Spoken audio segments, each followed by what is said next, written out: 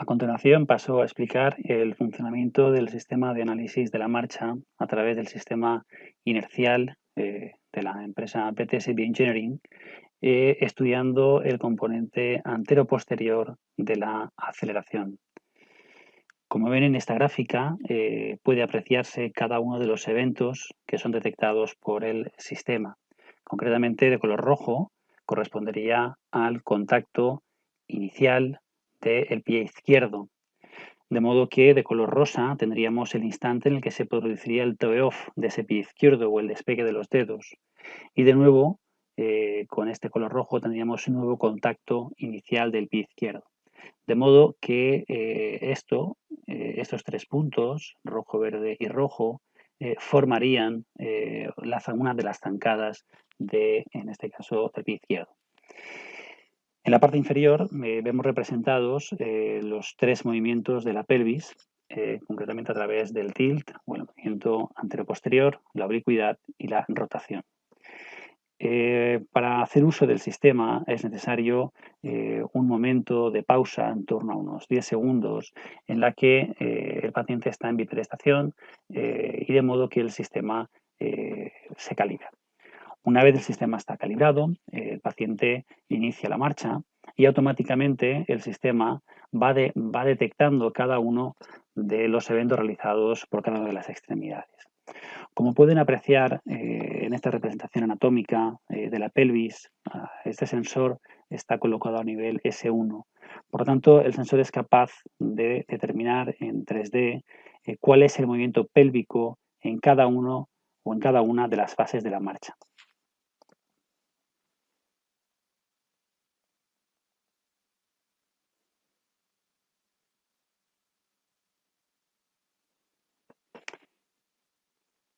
Finalmente, toda esta información es procesada por el software de modo que se emite un informe con toda la información de este análisis de marcha.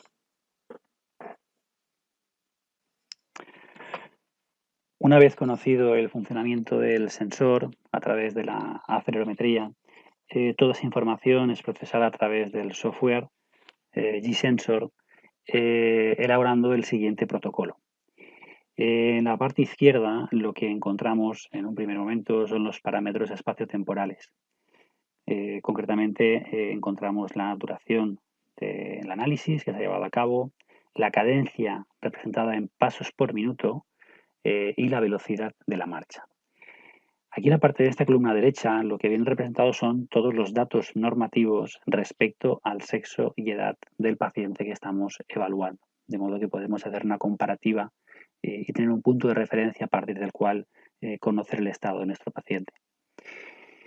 En la parte inferior se encuentran otros valores espaciotemporales de la marcha, concretamente la duración del ciclo de la marcha, la longitud de la zancada, la longitud de la zancada respecto a la altura del sujeto, la longitud del paso, la duración del tiempo de apoyo, la duración del tiempo de oscilación, el primer doble apoyo, la fase de apoyo unipodal y el número de pasos que el sistema ha detectado para realizar todos estos cálculos. Estos valores descritos también son comparados con los datos normativos respecto al sexo y edad del sujeto que hemos seleccionado y a la vez vienen representados por los valores de la extremidad derecha e izquierda. Esto que ven aquí representado en color rojo y en color verde corresponde a cada una de las fases de apoyo, bien del pie izquierdo o del pie derecho. De modo que viene representado el tiempo en milisegundos de cada uno de esos pasos realizados. Aquí donde pone ROT hace referencia al giro que se ha realizado al ser un estudio realizado en un pasillo de marcha.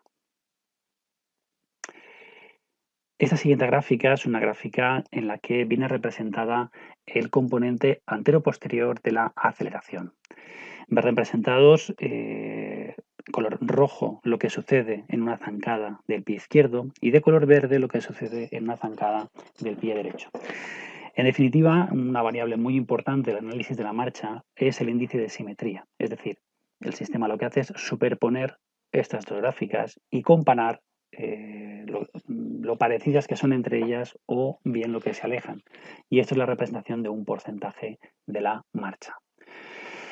Aquí en esta leyenda viene representado el left toe off, que es el instante en el que se produce el despegue del pie izquierdo, y el right toe off, que corresponde a cuando se despega del suelo el pie derecho.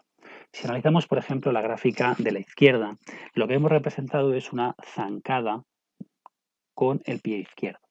De modo que aquí se produciría el contacto inicial, justamente aquí. Aquí aproximadamente encontraríamos la respuesta a la carga, de ahí que existe una deceleración, de modo que aquí empezaría el apoyo unipodal, de modo que el cuerpo debe de acelerar para avanzar. Justo en este instante se produciría el despegue del pie izquierdo, representado en la figura de aquí, para iniciar la fase de la oscilación. Como se puede apreciar en las dos gráficas, vemos una línea, en este caso de color rojo y aquí de color verde, que corresponde al promedio de la aceleración en el componente antero-posterior en cada una de las fases de la marcha que el sistema ha detectado. Y luego ven otro color, de un color más rosa, de un color verde más claro, de modo que representa la variabilidad, dicho de otro modo, la desviación estándar en cada una de las fases de los eventos seleccionados. De esta manera podemos conocer, pues si existe una alteración dinámica durante la marcha, pues en lugar de ver esta continuidad en el movimiento, lo que se apreciarían serían irregularidades o denominadas también dientes de sierra, en la que esta desviación estándar pues, no sería tan continua, ¿no? Habría espacios que serían más anchas, otra más delgada, indicando una marcha mucho más inestable. El siguiente gráfico representa la misma información que el anterior. También hace referencia al componente antero-posterior de la aceleración. Es la misma gráfica, pero viene expresada también otro valor muy importante acerca de la propulsión, detectado exactamente en la fase de apoyo unipodal, cuando el cuerpo tiene que avanzar. Estos valores generalmente son valores que van a la par, de modo que podemos encontrar pues, una simetría también en la capacidad de propulsar durante la marcha.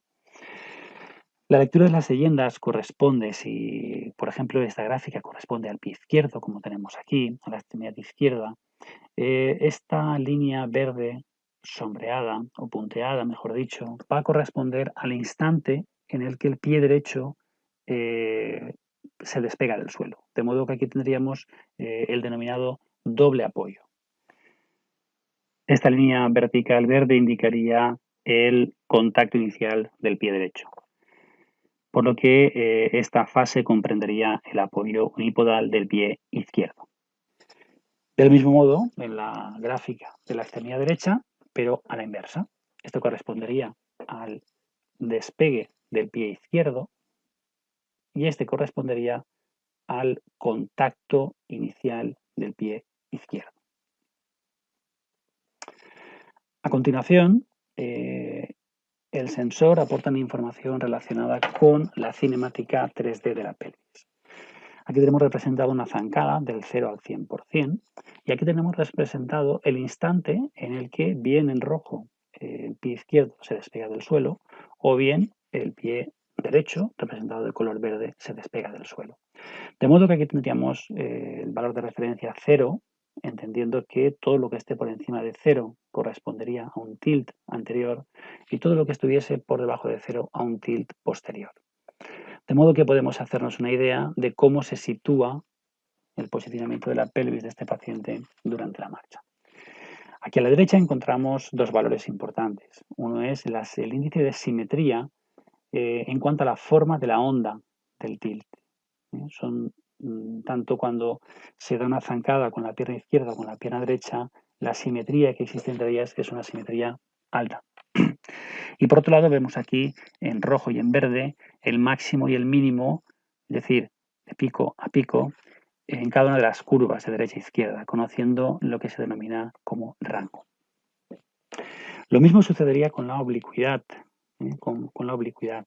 0 marcaría la diferencia entre pelvis alta, pelvis descendida. De modo que podemos hacernos una idea de qué está sucediendo, por ejemplo, en la pelvis derecha al encontrarse en una posición tan baja. sobre todo en la parte de respuesta a la carga y avance del cuerpo. Y del mismo modo encontramos el índice de simetría, la forma que describe una onda respecto a otra, derecha e izquierda, y el rango, el rango dinámico de movimiento que existe entre estas curvas. Por último, encontraríamos el movimiento de la rotación y del mismo modo, pues viene representado por una rotación interna y una rotación externa, marcando el cero como punto de referencia. Del mismo modo, tendríamos el índice de simetría y el rango producido por este movimiento. De forma separada, el sistema aporta otra visión de la cinemática de la pelvis. Aporta una visión de lo que ocurre en el tilt por la izquierda y por la derecha y un valor de desviación estándar, que lo que nos daría es una información de variabilidad. Es decir, si durante todas las zancadas este tilt ha sido muy similar, encontraremos una desviación estándar disminuida o ha existido una amplia variabilidad en ese movimiento, con lo que encontraríamos una desviación estándar más incrementada. Y lo mismo sucedería con los otros dos movimientos, tanto el de la oblicuidad como el de la rotación.